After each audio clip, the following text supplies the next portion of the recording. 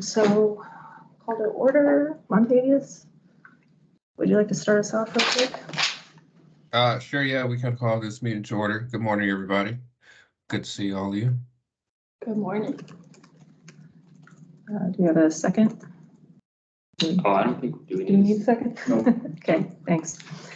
All right, so we've started recording. I'm going to paste the agenda and some information into the chat, and then we will do roll call. Okay, so into the chat we have the agenda. And then, so for this meeting, closed captioning is available on the desktop version of Microsoft Teams. To enable it, please click the three dots at the top of the window and click Turn on Live Captions. Unfortunately, captioning is not available for the web browser version of Teams. And then roll call. First, Aaron Artiega. Okay. Anna Baliakova. Here. Alina Delgrado, I believe, is going to be here at about 9 o'clock. Larissa Gladding. Present. Mitchell Henke. present. Montavious Jones. Here. Kathleen Minnick. Present. Ben Teal. Present. Barry Weber. Present. Kevin Kuschel. Present. Stephen Owen. Present. And I don't believe we have a public safety representative. All right, so approval of minutes from the April meeting. I only have one note, and it's not anything major, just my last name is missing one D at one point. Otherwise, I move to approve. Which item do you want? Which one? Oh, let me pull it up again. It was one of the later items. It has two Ds, but Oh, 5. oh, I see. Item Yeah, 5. okay. Just amend that. That's noted. Thank you. Give me a second. Second. All right, thank you. Okay. Oh, and just so everyone's aware, there's a meeting at 10 o'clock in this room, so we'll probably want to end a little bit early. Okay. And then our first item is discussion on the North Avenue.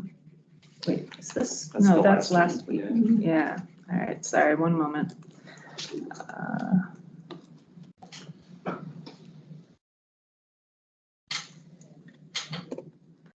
Actually, Montavious, I could just hand it over to you if you like to get started. Yeah, sure. So first item is discussion on the draft letter from or in support of the Go to My Air students. Mitch was kind enough to draft us a letter, which I think went out to all of you. I didn't see any other comments back. So Mitch, if you did, could you discuss those here and just kind of high level overview of the letter? Yeah, I received a few pieces of feedback. One, to note the number of students that attended, just because the letter didn't initially capture how many were there. And that they both gave written and verbal testimony. And so I updated the letter to include that because I think it's important. They really took a step to bring their feedback to us. Mm-hmm. Beyond that, I think there might have been something else. I forget. But yeah, I think that's about it. I would like to send it to them as well, or the teachers, so that they can have a copy. I don't know if there's any other questions about it. Let's send it. Could we confirm what the other change was before we? Yes. Just to be. Yeah, totally. Detailed. I should have.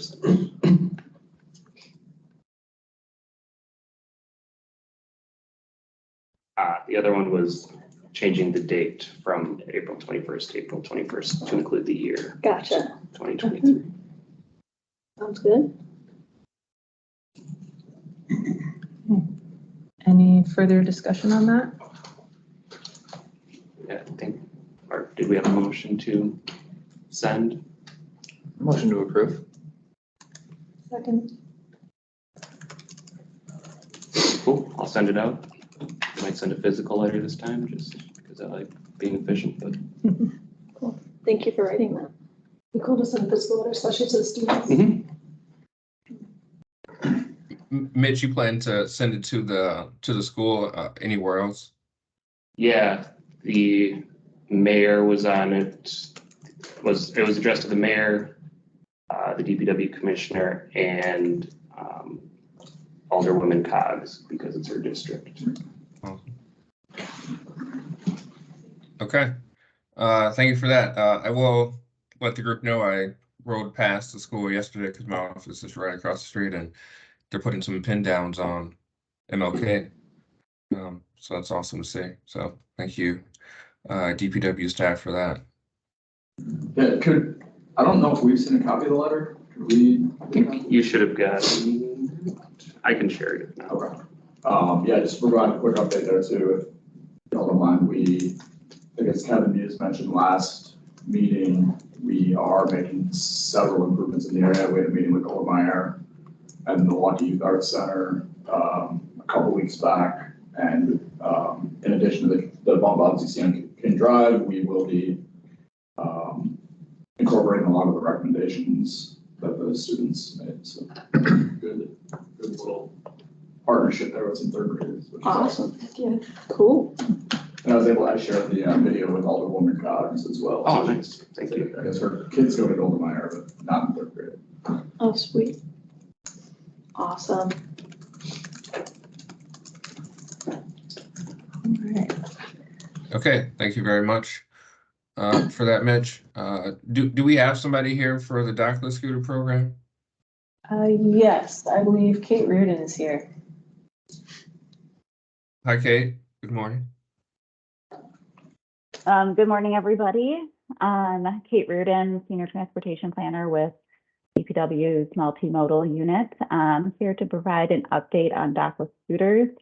I've got a very short presentation that I can run through, and then I'm happy to answer questions or have any kind of discussion. If there's specific things you're interested in. All right.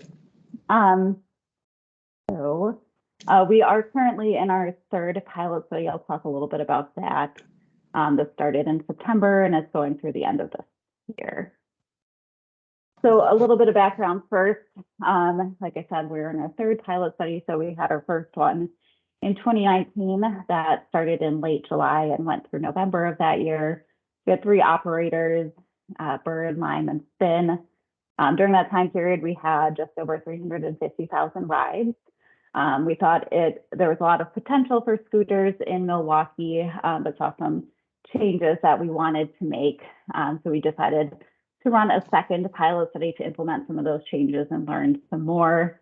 We had planned to do it in 2020 for obvious reasons that did not happen.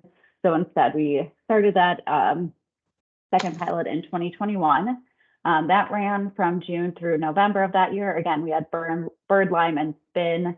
Some of the key changes we made were increasing the number of zones. So we split the city up into different zones and require specific numbers or now percentages of scooters in those zones. We also increased the fleet size and implemented a per trip fee that we collect. We had 481,706 rides that year.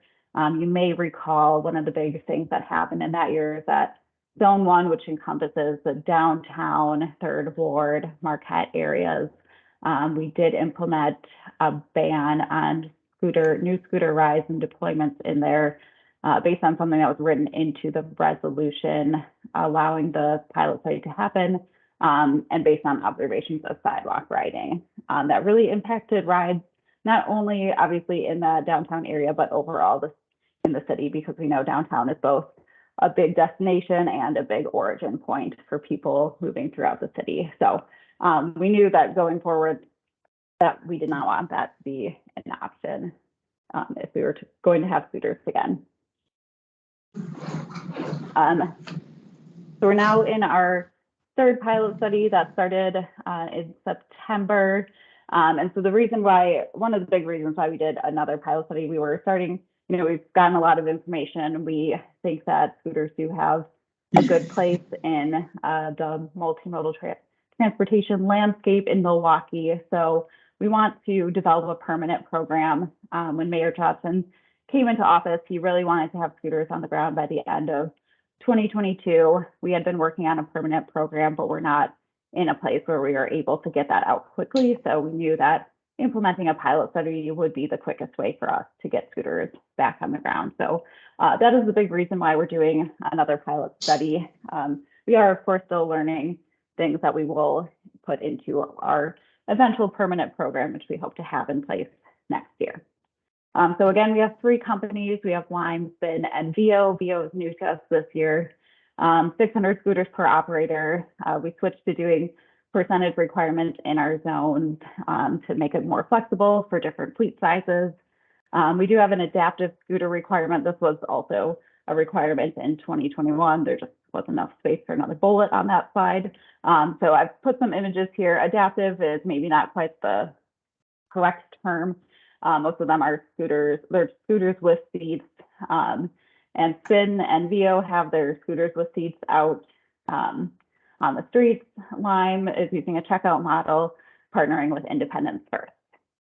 So since September, we've had almost 190,000 rides. In 2023, there were 96,970. We didn't have a ton of rides in 2023. A couple of reasons could have there could have been a couple of reasons for that. The late start, we didn't start in summer. September was really cold, and a number of other things. Our biggest day for rides so far this year was April 15th. We had over 5,000 rides. That was that really warm spell in April, and that was on a Saturday. So, we do receive some complaints and feedback from residents. We've, since the beginning of this current pilot study, so that'd be September, we've just received 26, which really isn't that many for the number of days scooters have been here and the number of rides that we've had. Improper parking has been our biggest complaint. About 50% of our complaints mention that, followed by sidewalk riding, which is a little bit lower, but we do know that particularly for our elected officials, sidewalk riding remains one of the big issues for us to address. So some of the things we're doing to address the issues that we hear about, we have installed over 100 parking corrals. These are all in-street parking corrals. This image is a little bit older. We now do a totally painted box around the parking corral in the street, and then have 2 flexible delineators to outline it. We require operators to fix any parking issues that they receive within 2 hours if the complaint is received between 6 a.m. and 10 p.m. Otherwise, it's by 8 a.m. And we receive monthly reports of the complaints they receive and the time they took to fix those. And we do see really good compliance with our requirements. We also have some mechanisms to implement suspensions if needed, if they're not meeting those requirements, but so far we have not had to do that. We are also doing some parking enforcement on our own when we go out and check and move scooters, and then have a fine for the operators if there are any scooters that we need to fix. As far as sidewalk riding goes, I will say Spin scooters, the majority of them are equipped with a camera that's able to detect sidewalk versus streets and is able to actually slow riders down when they enter the sidewalk. Vio and Lime do not have the same technology. They do have some sidewalk riding detection technology, but it's based on GPS and is a little less accurate. They do, all of the scooters have the ability to like talk to you. So we are working with them on implementing audio sidewalk riding reminders, particularly in areas where we have the most concerns about it. All operators are also required to do once a month in-person events to do some community outreach, and they are all really focusing on sidewalk riding right now, knowing that it's a hot topic for our residents and elected officials. So they are really focusing on those and in those areas where it is a bigger concern. So I mentioned we are looking to implement a permanent program in 2024. Currently in development, it's going to be a DPW permit. We're working with our city attorney's office to figure out all the legalities of that. We hope to have an RFP out in late fall and then a launch in 2024. This is, of course, if everything goes smoothly, which it doesn't always, but fingers crossed, we'll get that in place next year. I'm going to stop sharing my screen, and I am happy to answer any questions. I have a couple questions. How do you report parking issues to the operators, or if I wanted to? Yep.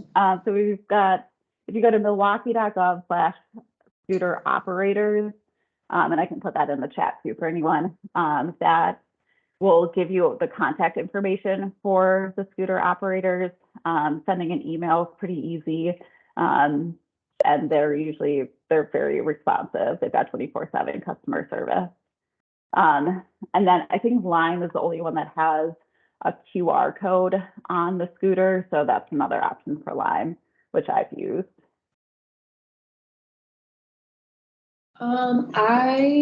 In the topic of enforcement, I'm interested in what you mentioned about DPW enforcement. I think that's an interesting solution, and I would love to know where that kind of idea came from, if that was something they brought to the table or you guys brought to the table, and if that's in the conversations for the permanent program. Yeah, so this was something that came out of discussions after our first pilot study. We did some debriefs with different city departments, and our parking enforcement team said, you know, if we're out there and we see a scooter that's parked improperly, like, we should just be able to fix it. We shouldn't have to, you know, send in feedback or, you know, send in something and wait for them to fix it. It's just much more efficient to do it ourselves. So that's where that started. We hadn't really used that option, but are starting to do it this year. And we're doing just spot checks of different areas where we know that we know that it's a problem. Sure. Cool. Is that something that DPW will possibly have in terms of like funding or staffing capacity in the upcoming year, or is that kind of a question mark at this point, working in specifically that enforcement? Yeah, so we're not doing, I will say we're not doing it a ton, so it's not taking a ton of staff time. It does give us, I think we get $25 per relocation. And I will say we're not trying to make this like a money-making venture. We are doing it just to fix those critical improperly parked scooters that are blocking a sidewalk, blocking curb ramp. But when we do receive, you know, sometimes Mike or I will get an email from somebody about an improperly parked scooter. Those we forward on to the scooter companies. We don't go out there and do it ourselves. Sure. Okay, cool. Thank you. We have a question in the chat. What are we doing about congestion in the streets? Might need clarification. Is that like congestion of scooters blocking things? That was from Aaron, or that might be Aaron. Yeah, is it congestion of cars or multiple modes of transportation? Okay, we can potentially come back to that one. Becky Rabatten has her hand raised. Hi, Kate. Couple questions. Do you have any statistics on usage of adaptive scooters that could be made available? I don't have those on hand, but I can get them and get back to you.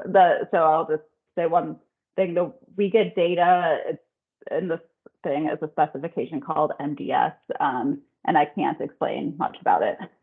But currently, the current form of that does not allow for differentiation between different types of scooters. I think that's something that they're working on because they know that the code writers who made it because it's important for municipalities and companies to be able to differentiate. The operators are able to give me those numbers, so I can get those and get back to you on that.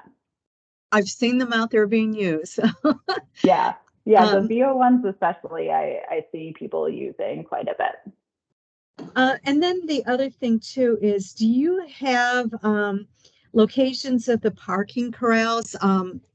I didn't see it necessarily on the mapping, but where would I be able to find that?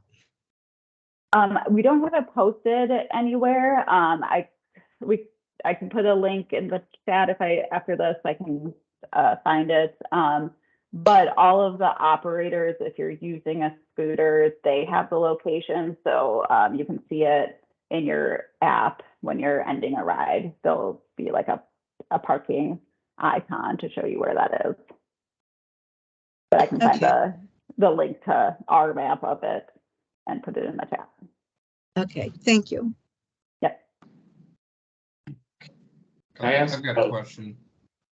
Have you guys, or is there any way to collect like maybe GIS data based or to track people who are actually riding on the sidewalk? And the last time you did the pilot, there was a study, you went out to, I think it was like Water in Wisconsin and just visually tracked or something like that. Have you guys done that with this round? We have not done that yet in terms of like in-person data observations. We are going to be doing that this summer. Some of the operators, there's not a good way to track that via GPS or other ways. They have done their own case studies, like Lime did a case study in Chicago where they attached cameras to scooters so that they could see where people were riding on the sidewalk versus in the street. And there's other various data points that they've given us throughout the years, but we don't have that type of GIS data available to us readily.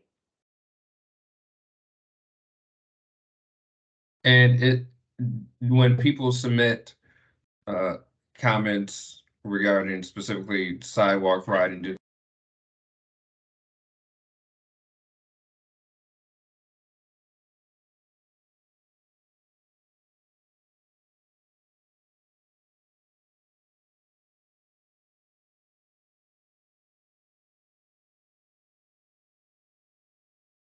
You got muted, and I think we keep getting muted.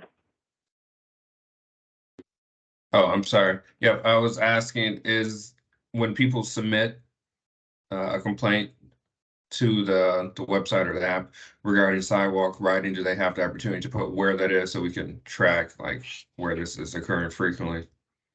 Yeah. And so if they send it to the operators, we get a report. Again, there's a monthly report of data that they send us about the complaints that they've received. And then we obviously track our own complaints also. And we do pay particular attention to where the complaints about sidewalk riding are coming in. And just anecdotally off the top of your head, do you know where the high rates of that are? I'd say in general, not like a specific street. We hear more about it in the 3rd Ward and then in some locations on the east side, which also correlates to where we have the highest ridership. So that's probably part of it as well.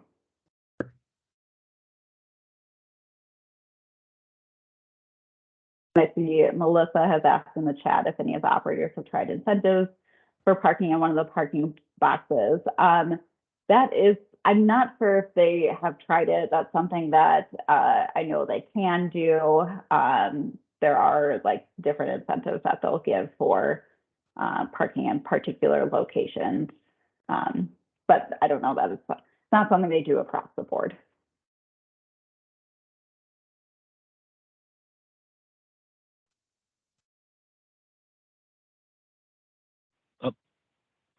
This is Jake Newborn. Can you hear me? Yep. Okay. Does the people who are reporting, do you track that data? I guess I'm like just generally curious if it's like 3 or 4 like vigilantes out there just mass reporting, or if it's pretty random. For the complaints that come to us at the city, we do track by last name. So this year we haven't had a ton of repeat ones, but I know in the past we've done like a pivot table to see how many complaints came from repeat individuals. And we do have a couple of very observant residents out there who like to tell us a lot of stuff. Thank you. Yeah, I had a question just with the sidewalk riding. So the school I work at, I also do end of day pickup right on 17th and Highland. And on 17th, there's a few times where, young people on scooters have kind of almost clipped our wings. Is there a general recommendation to then, I don't want to say issue a complaint, but still message the city of where that's happening, just again to include that in the study? Yep. Yeah. If you just want to let me know that location, then I can put it on our list. Becky has her hand raised. And I'll unraise that. So with the complaints you had, that 27, was that just internally, or was that internally what the city has received, as well as complaints that you're getting reports from the vendors as well? That was just the complaints that we've received. Okay. And in regards to Jake's comment about vigilantes, I can say there are probably some people from the disabled community that are probably vigilantes in regards to reporting, especially when they can't get up go to a curb cut and be able to enter into a business because of improper parking of the scooters.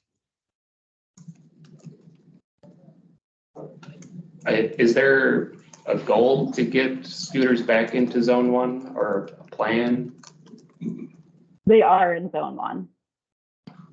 Oh, That was last year that they got removed. oh, they're back. Got it. Sorry. I have a quick question. This is Larissa about if you guys have any information you can share about why the scooter companies that haven't continued with us, like what some of the rationale is for that. Yeah, so Bird, was in Milwaukee during our first 2 pilot studies. They chose not to apply to this most current one. And I think the feedback was basically, they want us to implement a permanent program. And we totally get that. They all want, this is a business for them. They want some assurance of longevity. So having to reapply to pilot studies every year is not that great for them. And we get that too. We don't want to keep having to create pilot studies. So I think we're all looking forward to a permanent program. I also, the scooter micromobility industry is changing all the time. Early on, there's a lot of venture capital available. So it was, there are a lot more companies out there now. You're seeing a lot of consolidation. So some of the companies that we have right now might not even be in existence in a couple of years. Sure. Great. Thank you. Yep.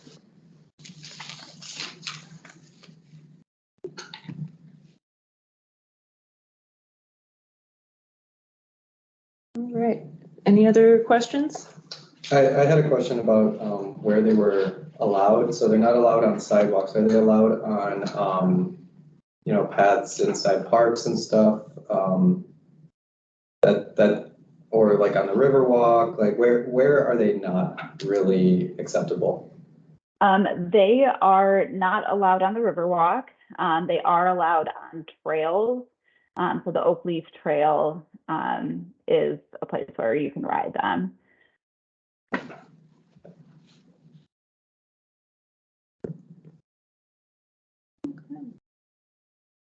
Well, we might be ready to move on to the next.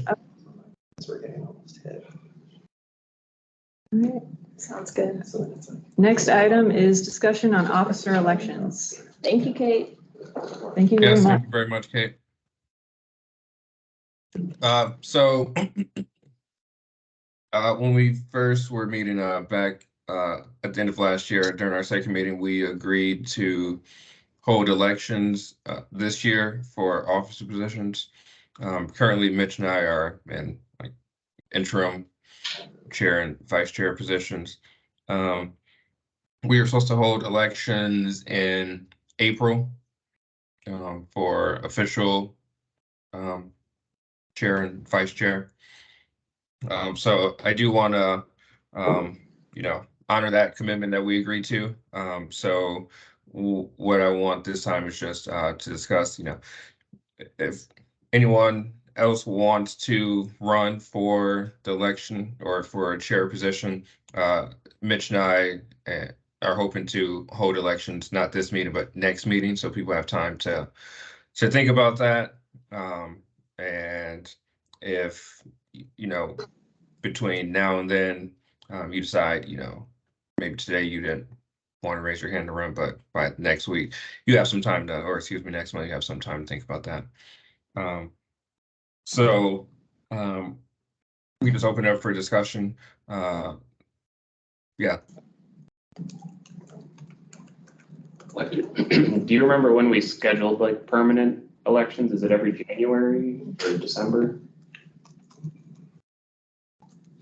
I think the last meeting of the year is election for the next year. Yep.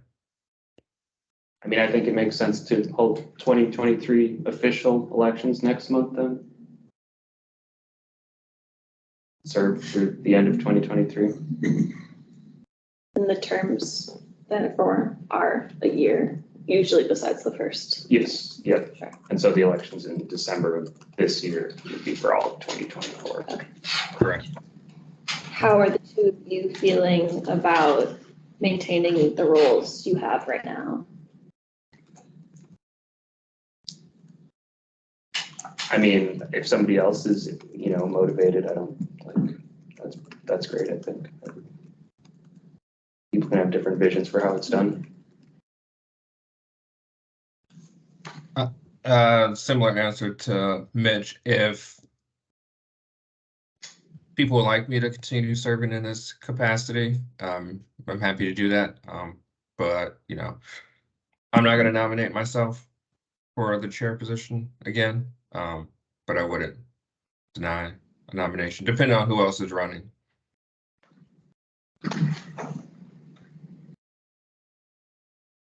I guess, do we need to make a motion to hold elections next month? Was that just new business? I don't think so. No? Okay. I will nominate both of you again. if I could second, I would.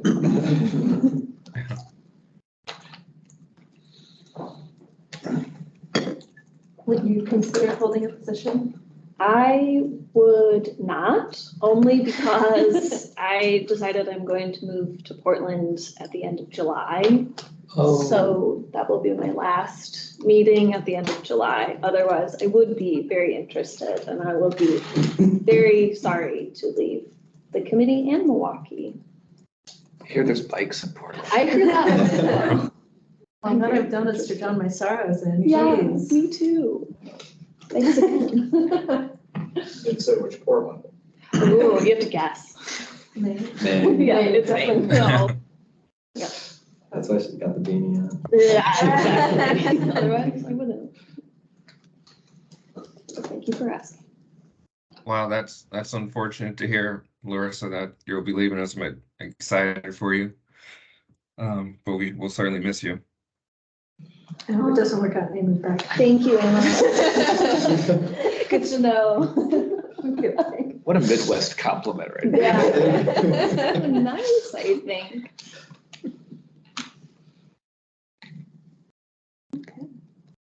Okay, so again, we have, between now and then, if you are interested, this is, I guess, maybe a question for Mike. How do you think we should do it if somebody, after this meeting decides they are interested in running?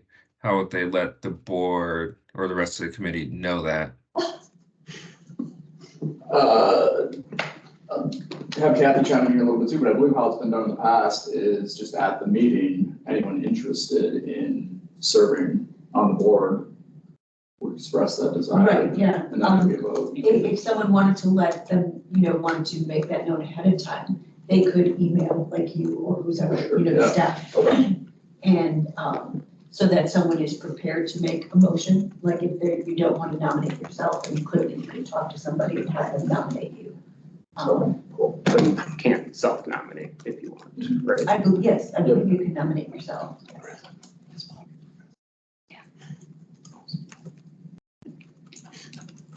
Okay. I know. Okay, well, I guess we can close it on that one. I don't think we need a motion or anything.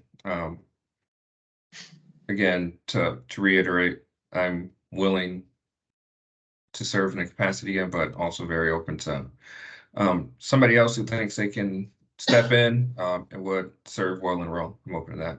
It sounds like Mitch is of a similar thought.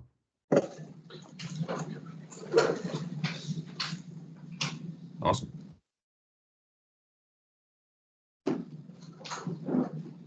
Okay.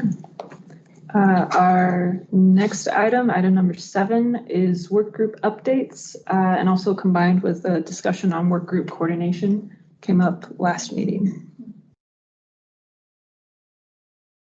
Yep.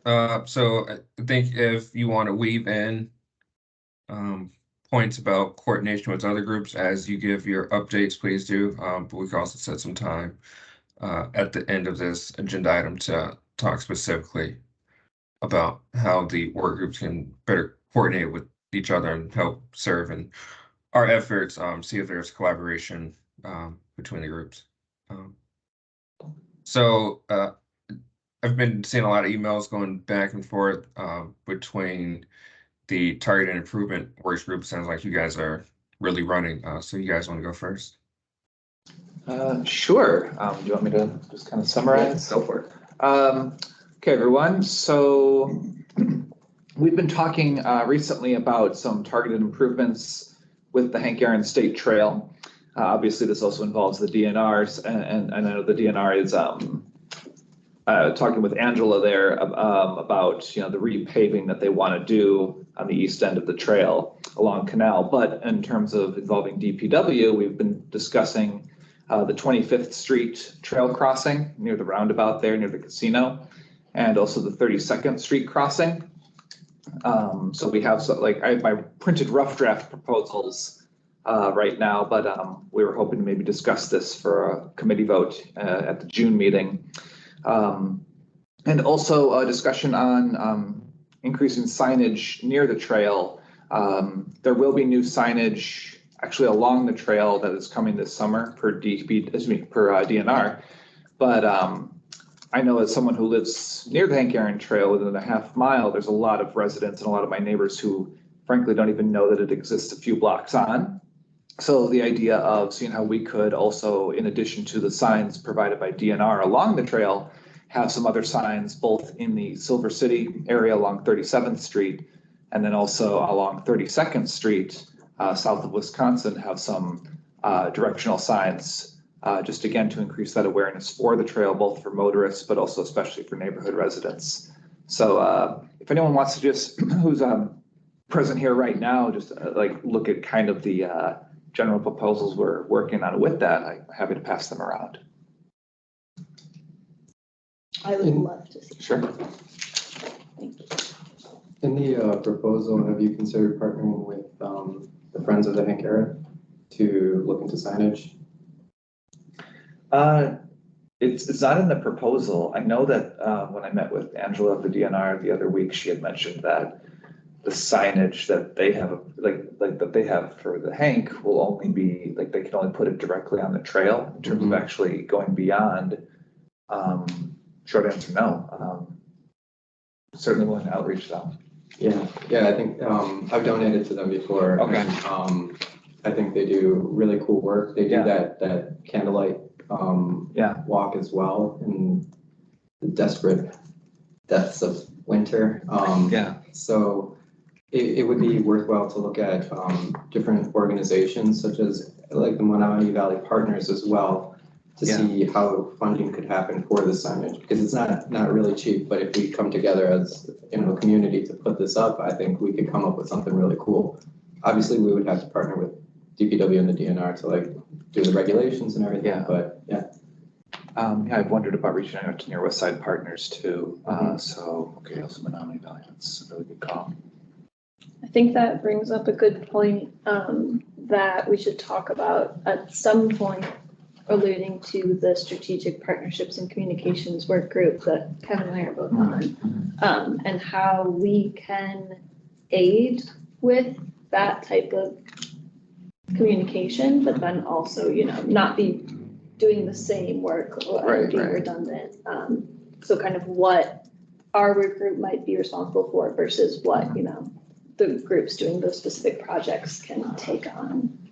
So I don't know if you have a specific idea of what you suggest for who they might reach out to, like who reaches out to these potential stakeholders, whether it's our work group or theirs. Yeah, no, that's a good point. I didn't think about that as I was saying it. It was just an idea that popped into my head as I was listening to this idea. I like it. I like it. It's a good idea. But yeah, that's something that we should discuss further. Because we have a lot of skill and a lot of resources in this as a committee, and we should use that. Larissa and anyone else on the strategic partnerships, do you have a thought of how that could best work going forward? In terms of outreach, relationship itself? Just like the involvement, like for me, I can think of like this idea, like I know one of the Corey Zetz of the Menominee Valley, or near the Valley. I know Lindsay of Near West Side Partners, for example. So that's for me, it's like, okay, I could probably send out an email and find out more, but at the same time, it'd be good to like, again, avoid the redundancy, try to make sure everyone's still linked up properly. So yeah, I don't know if there's maybe not a best practices is the right term, but just, something that, some process that we all want to do. Kevin, Montavious, or Outer, you guys have anything? I missed our last meeting, so in case any of that was kind of discussed. Yeah, I don't remember much of that meeting, to be honest. It feels like it was a long time ago. No, I don't know, but I do think if we have contacts at like different organizations, and we started drafting up like, I think we started drafting up an Excel sheet that had different organizations with contact information on there. If that could be provided to us, then we could draft something up and then send that out to them as this plan starts to move forward. Sure.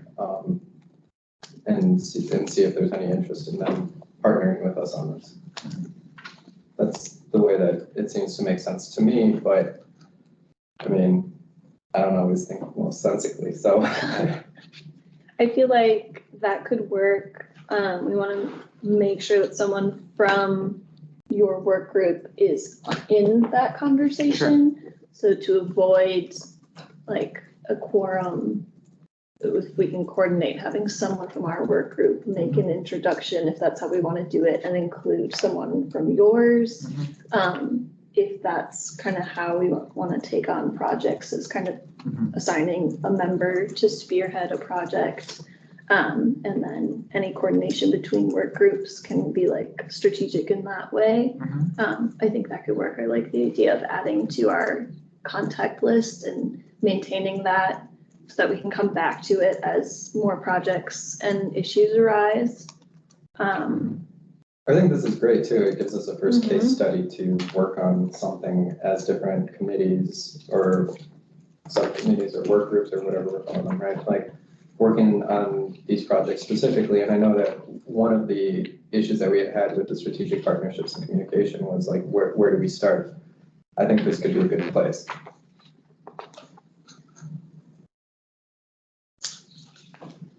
Yep, I agree. I think it'll be good once we start identifying the projects, you know, like you guys were saying, identify a point person. I think that way it also, you know, helps us avoid any, you know, rolling quorum issues. So everybody's not on email or too many people are on an email chain going back and forth. So yeah, I think this is a great example as a trial run for how at least these two work groups can work together.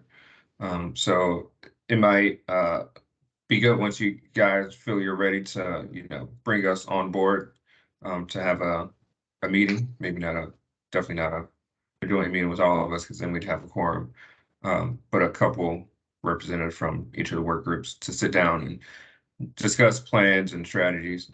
It actually might turn out that, you know, the target improvement work groups are better leads on communicating because you guys know the projects so well, but we can work through those kind of items together as a team. I like that idea. So from here on to the next meeting, then we can try and get, if you guys can pick a key person to lead that action over the next month, that can get in contact with maybe someone from each of the work groups, and they in turn can say who's available this month to meet with you guys and figure out whatever next steps need to be taken to get it moving, get it on. I think one of the benefits too of the work groups is that we can have people who aren't board members, right, on them, and those people could be the points, because then there's no danger whatever of quorum, and you know, I think that just makes sense. True, good point. Would that be something we want to decide now of who would like to be a representative from each work group to meet? Would it make a difference? Like, I feel like it makes sense if it's like by project basis, like somebody is particularly specialized in one project and has a wealth of knowledge. Like you gave examples right now for, you know, Highland and 17th, right? Like you have a personal experience there. Maybe you would be the point person in that case.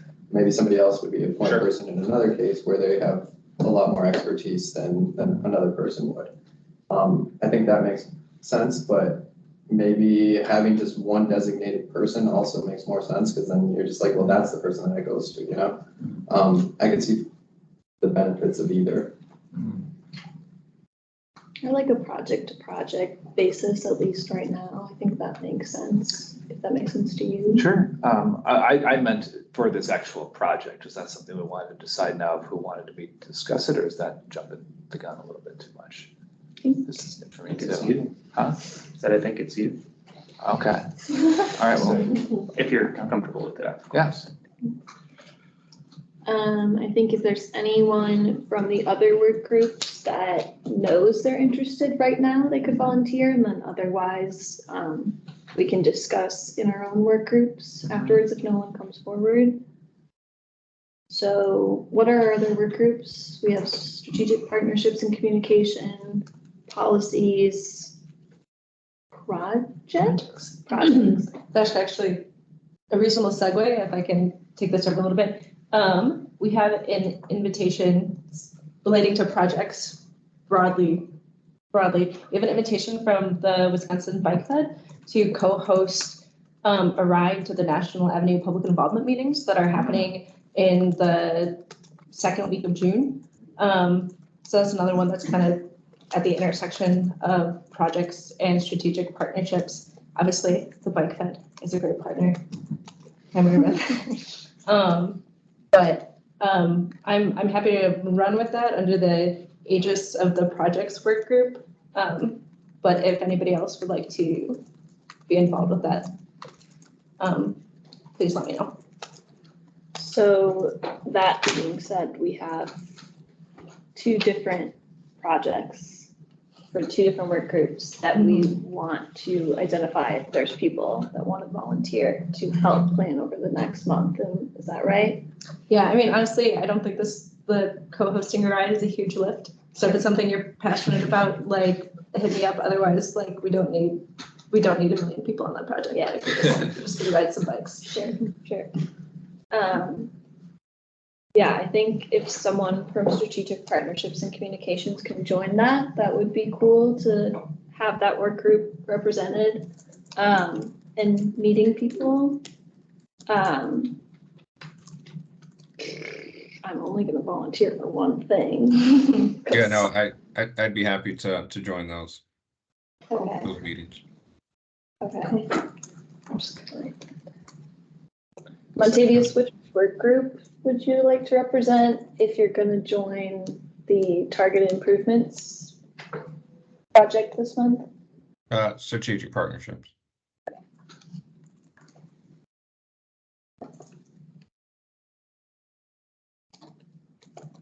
I guess this is something that's been on my mind. Can we host events, or say the Pedestrian and Bicycle Advisory Committee will be at an event, hosting an event? I believe so. There's nothing in the statute that says we can't. The only thing is if all of you are going to be there, it would constitute a meeting. So you would have to notice it properly, just. So Sure. we can say, like, once we set a date for it, we'll just notice it preemptively, and then. It may constitute a meeting of the. May constitute a meeting, no business will be voted on or whatever. Yeah. Okay. So we can make a flyer, that's a notice, and then we're like publicizing it, right? That's like, we're promoting our own event, and we're just saying, we're not gonna have any business, but I mean, this is technically. I mean, Is that sufficient? Noticing it's not just an administrative burden, like, also serves a function of informing the public. Where the flyer gets posted, I- because yes and no. Okay. You can make a flyer, but if you don't put it where the public largely could see it, or, it's, Got it. like, we post our stuff like in the hallways at City Hall, so that would probably count if you put it where the general public would expect notices of that type to be. But that would also be kind of the point though, too, right? Like, we would want people to come, right? Yes, correct. We want as many people as possible to come to the PIMS and safe for National Avenue. We should do, let's not. It is though, yeah. Let's not overthink it. We will promote it in every way we know how, Right. including, It just include like the proper. Take out a billboard ad. Yeah, and I can just like really quickly. Bars and stuff and call that. Part of my hope at nationals, Bob Hill would show up to the ride, and also like, it's good if we like kind of like the like just showing up and riding bikes or whatever on rides. But also like, so we'll be co-hosting one event with BSCDC on the south side on June 8th. And then I spoke to Anna, I was like, well, what if, because we wanted to coordinate them with another group, not just do them on our own. But so also like people can learn that feedback exists and what you guys do and things like that. So that was my idea of not secret meeting, with 2 riders. My question was more broadly about doing stuff like this. So if I could just, I was out on Monday handing out flyers for this on National Avenue with a neighborhood group called VIA. They also have a bike ride going. I don't know if you guys are involved with that or not. Yeah, so on the 8th, we'll be doing one together. Yeah, okay. That's not working. Yeah, so we put out a bunch of flyers on National Avenue on Monday for All that. about the flyer aid. Yeah. I have a question just to clarify. A constituted meeting with quorum would not replace this meeting for that month, correct? No. It would be a bonus meeting with quorum. Okay. Right, because the committee can meet essentially as often as the chair determines, as long as it's noticed properly. And the 8th is the ride you're talking about, or a different one? The 10th. So the one on the 8th will be co-hosted with VIA, and then we would do one for the other National Avenue PIM, which is on the 10th. We're all welcome at Monday, as you. Come to both. That one will be fun. I won't be able to make either ride because I'll be setting up for the events, but That's good too. Yeah. Yeah. Okay. Public involvement. And do we have any marketing material with like time, date, and location from Bike Fed for that ride yet that we can have and share? We need to determine that information and then create materials for it. General ballpark, 10, like a 10 a.m.-ish, but we, just so you can all kind of fit generally ballpark it calendar. Cool. And that'll be on the BFW's website too, right? It'll be a part bike week.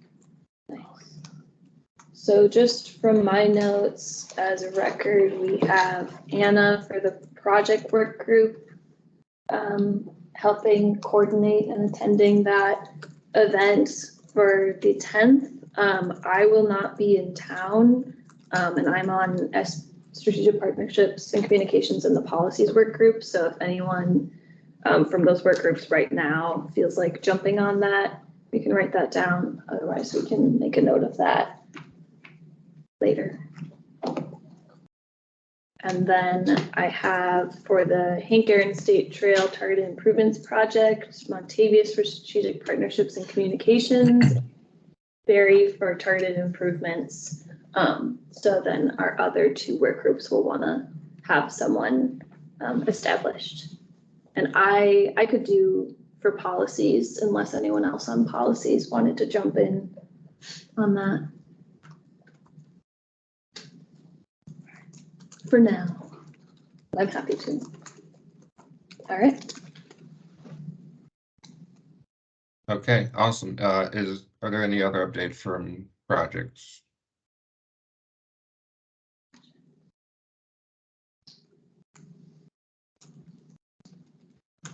I did draft a letter for the West Lisbon project. I can send that out in our now familiar one-way communication scheme, and then maybe we can adopt that at the next. Yes, thank you for bringing that up. I spoke with the public outreach person for the project, and she said, there's ample time to get a letter submitted to them. Common period is not closing anytime soon, so we have time to wait to vote on signing and sending off a letter at the next meeting. So yeah, if you could send that through our one-way communication system, which we've I think we've done a good job so far. Yeah. Doing. Then yeah, we can put that on the agenda for next month.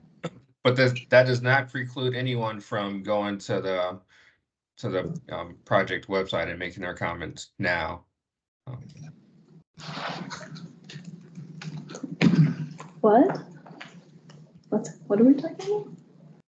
Oh, us. What was the question that Montavious just asked? Oh, you're saying.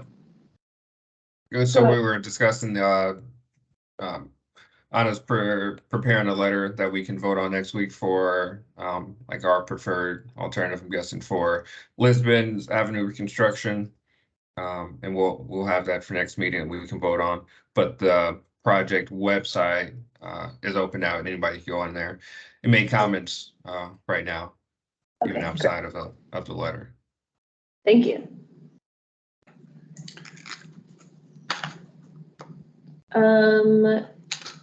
Montavious, would you mind giving just a quick overview from Strategic Partnerships and Communications?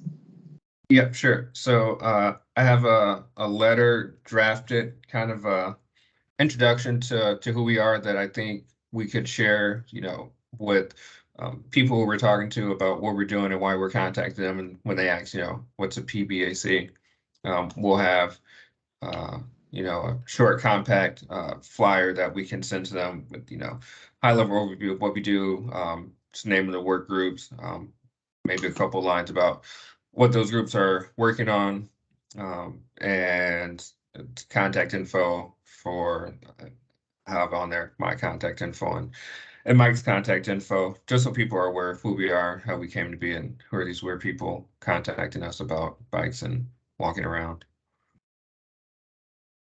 Cool. So I will think we'll still need to workshop that in the work group, but I can send that out next to finish, send that out in next few days to the work group.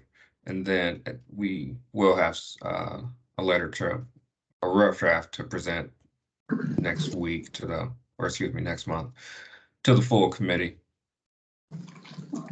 Thank you, guys. We spent some time just adding to our contact list. People we think would be open to hearing our message and possibly partnering on items, or at least just getting them information about who we are. And Ben, were you able to get connected about the updates to the website? About adding like PIM information? I haven't heard anything, no. I don't. Okay, well, DPW's in the room now, so our question was, like, who's updating the website? Who do we need to contact regarding, like, if we want to add information about the bike ride to the website, or we want to, you know, put the date and time, location of the next PIM meeting for this, that, or other on the website? Is there somebody we should send that to? Is there a way we can do that ourselves? We would like to get to a point where we have like a events list on the website.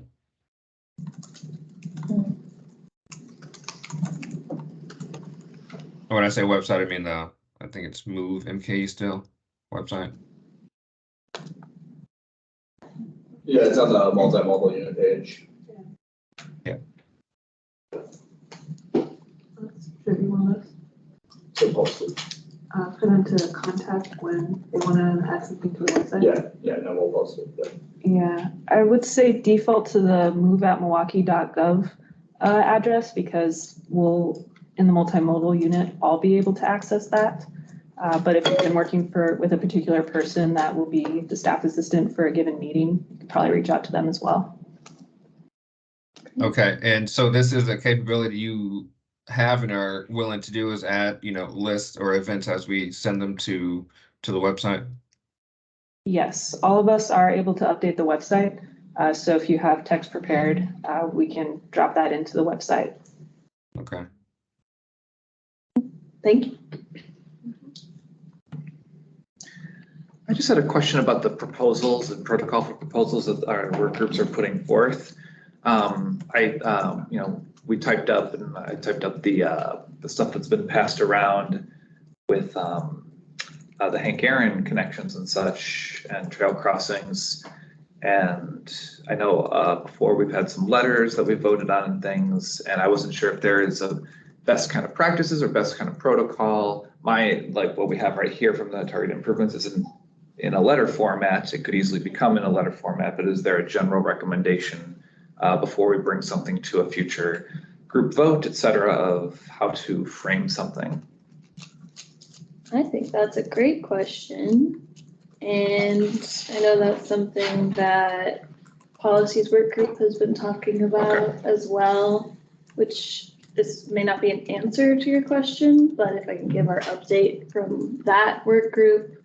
Essentially, you all saw the matrix we've shared within our work group that we're talking about, where we added some of our ideas for policies or issues to address regarding bike ped issues in Milwaukee.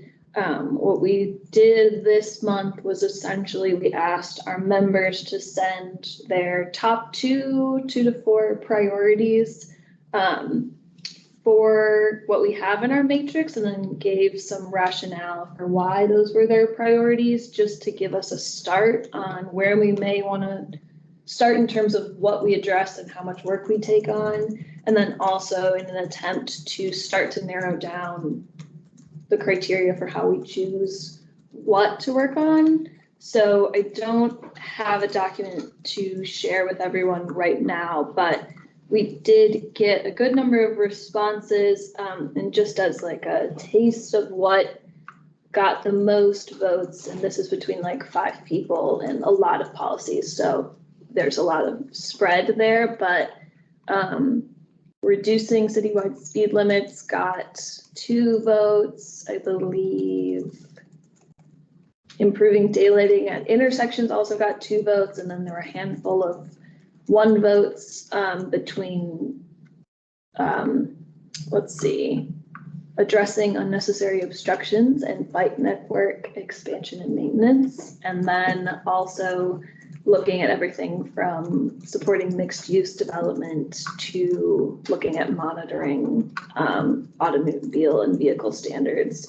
And some of the common rationale for that ranged from the fact that there are existing local efforts or existing local political support that can be kind of utilized in getting something off the ground, to the fact that there's case study or research support existing, high cost benefit ratio, addressing unnecessary obstructions to bicyclists and pedestrians, benefiting most vulnerable users, and then a host of other ones. So while that doesn't necessarily officially establish kind of what our potential criteria are, that's something that we're working off of now, and it's a conversation that we're having to. So not really an answer to that question, Sure. but I think it's a conversation for all of us to be having. Yeah, does anyone from our work group have anything to add to that, or anyone else in terms of those types of decisions internally?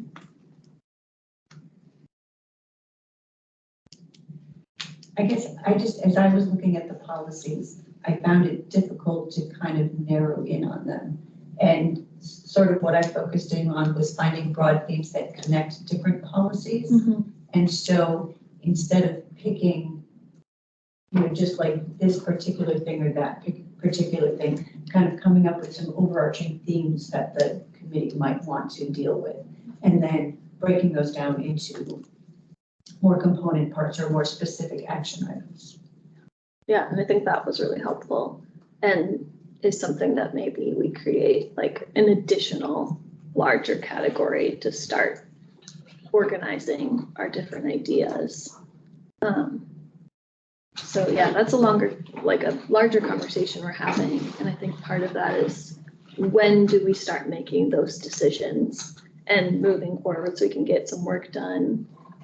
Which also we started a template for steps to take when we choose issues or policies to look into.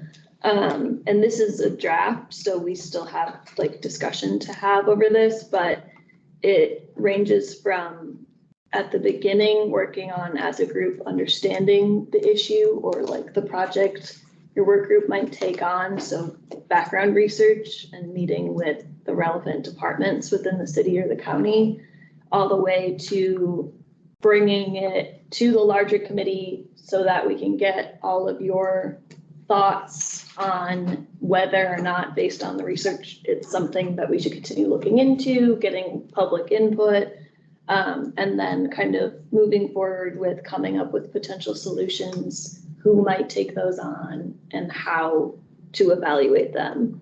So that's another conversation that we're having that I think we'll all want to think about and possibly standardize across the committee.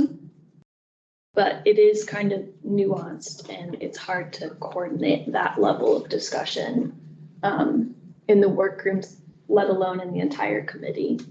So that's something that maybe we want to focus on within our work groups as well over the next month or two. Does that answer your question? Yeah, I guess. Yeah, just the idea of the format, best format. So is it more of like I've seen we have we just voted on the letter that Mitch is submitting.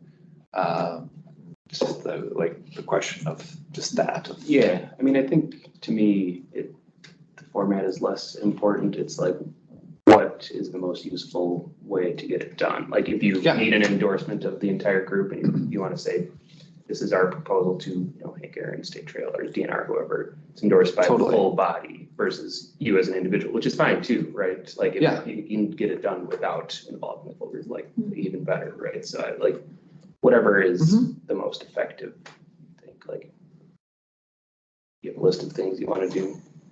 You say, yeah, that sounds great. Yeah.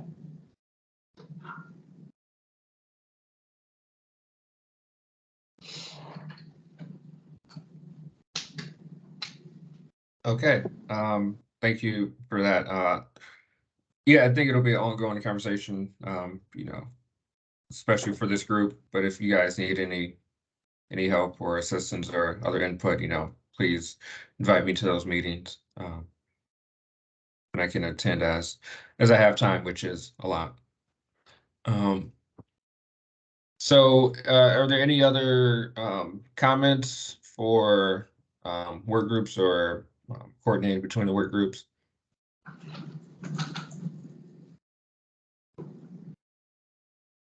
Okay, awesome. Thank you all for giving your time even outside of this meeting to other meetings. I think most of us are on multiple work groups. So that's not an insignificant amount of our time, you know, each month. So thank you guys for doing that and stepping up, volunteering. Okay, I think we can move on to the next item, which is, I believe, new business.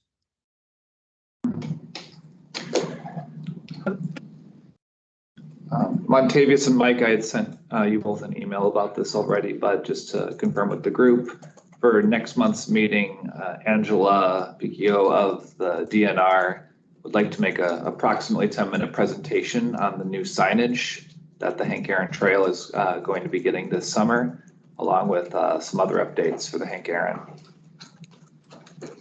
That's awesome. I want to see that. Yep, we'll have that on the meeting agenda for next month for sure. Thanks for coordinating that. Do we know if the Cass Street vacation is coming to the Common Council or any committees anytime soon? I know that you. Oh yeah, no, that's happening. Sorry, yes, that's a very good point. So the Cass Street right-of-way vacation has been submitted to us. It's been referred. We also have a certified survey map that will combine the vacated lands into one big block around that area. The current,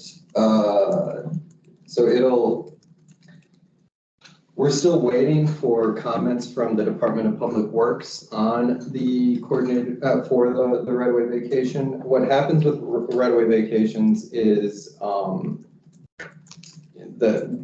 there's utilities underground and stuff that the city has put in there, and so there's a benefit, like we've added value to it. Mm-hmm. The applicant has to deposit a fee for whatever we're deciding, like if we're gonna be selling them the benefit, if we're gonna, like, if they have to put easements over it, etc., right?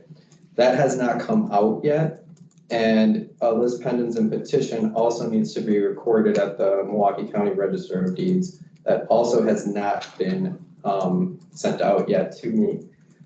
I was talking to the Department of Public Works about this. It looks like we'll probably get both of those next week. If this happens, it will likely go to the City Plan Commission on June 26th. That's Monday. That is not a public meeting, so you can come, but it's not really one, like it's to be presented to the City Plan Commission. The public meeting, though, would be on June 28th. That's for the Public Works Committee. If it goes to that, then the right-of-way vacation would be heard at the July 11th Common Council date. And that's what the applicant is looking to have it heard at. Does DPW or DCD generally make a recommendation on? Currently, we support it. DCD? Both. Both, okay. Do we want to add something to next month's agenda to talk about the public works, the public input meeting and feedback from that, or should we leave it for now? We meet on the 16th Of July, never mind. of June. So. Oh, what day is And then 20, so we would have, if we were to make our own item of it, it would have to be before the CPC and Public Works Committee and everything. Gotcha. I think we should make it an item. Yeah, I think we should Ideally- discuss it at our meeting next month. Ideally- before When is it? The 23rd is our next meeting? 16th. The 6th. Oh, well, yeah. I mean, at that point, I'll have a much better idea if it's actually gonna go to the city plan commission or not. That'd be great. So question, if even if it doesn't go to city plan commission, it'll still go to DPW or excuse me, Public Works Committee and then a council, right? No, it has to go to the city plan commission. Oh, it does have to, okay. Yes, so right-of-way vacations have to be recommended for approval by the city plan commission, and then it gets sent over to the Public Works Committee. The Public Works Committee will be the official one, and that's the public meeting for it. So if it gets recommended for approval at the Public Works Committee meeting, then it gets sent off to the Common Council. And if there's any issue with it, they might pull it and actually discuss it. But normally the files are heard as one big Public Works Committee meeting recommends this. And then, or the Public Works Committee recommends this. And if there's no controversial issue with it, then it just gets approved as a big bunch. Most of the discussion would be at Public Works. Yeah, so the big input would be necessary at the Public Works Committee. Sure. We do want to wrap up in the next few minutes here. Sure. Are there any final comments, or item 9 is upcoming events and announcements as well? I would just add Lisbon Ave briefly as new business. I don't think we need much discussion there. You want it beyond the letter, or you asking about someone from the project team? No, sorry, just the letter. I'm sorry, I didn't hear that, guys. I just was mentioning adding Lisbon Ave as new business to discuss next time officially. Oh, yeah. I don't have anything else.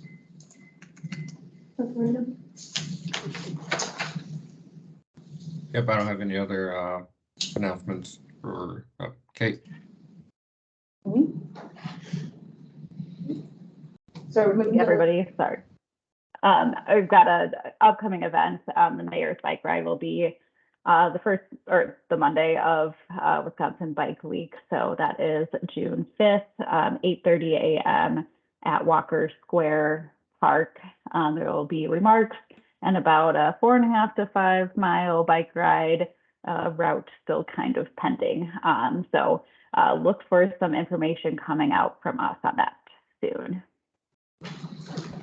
Cool. And Mary Sizemore has her hand raised. Hi, thanks. We're having our first Active Streets event on the Grant Boulevard Active Street tomorrow, actually, from 1 to 4 p.m. on the 2800 block of Grant Boulevard. It'll be a block party, kind of celebrating the kickoff of that Active Street, and all are welcome to join. Thank you. Not strictly Milwaukee, but this Sunday in East Tosa, I'm hosting a tour to playgrounds kids bike ride. That's this Sunday at 2 p.m. at Roosevelt Elementary School. Everyone's welcome. Cute. It's super fun. Sunday, you said? Sunday, yep. All right, we're Just Tuesday evening, there's going to be a public meeting for the Van Buren Street project, 5:30 to 7:30. St. Joan and Tita, right off of Van Buren. Regular reminder, critical mass last Friday, be next week, 6 p.m. at Red Arrow Park. We'll roll out. 6 p.m. 6 p.m.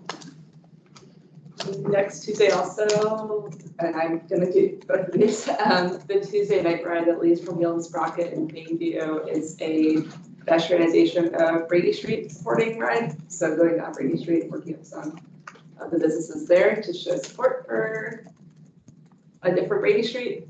So I'll be up with this, but if you also be a Van Buren, we can do a bike bus up to Brady Street together. And remind us when that is signed? They roll out from Millsbrook at 6:30 on Tuesday.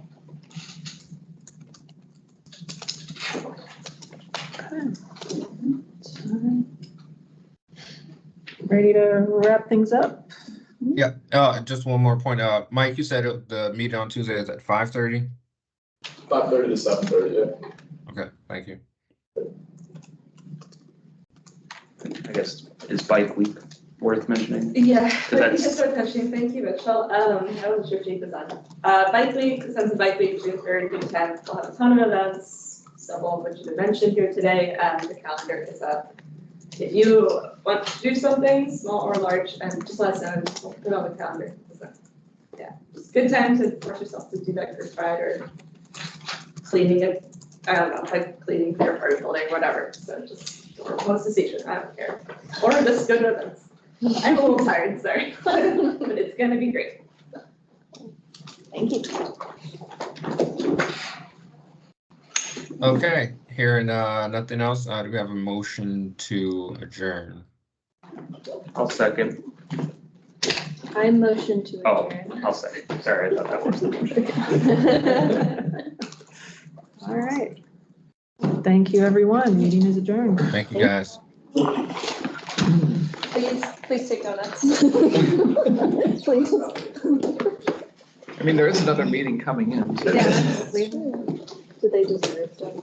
I don't know how many of them took lists here this morning. Okay. Use that information.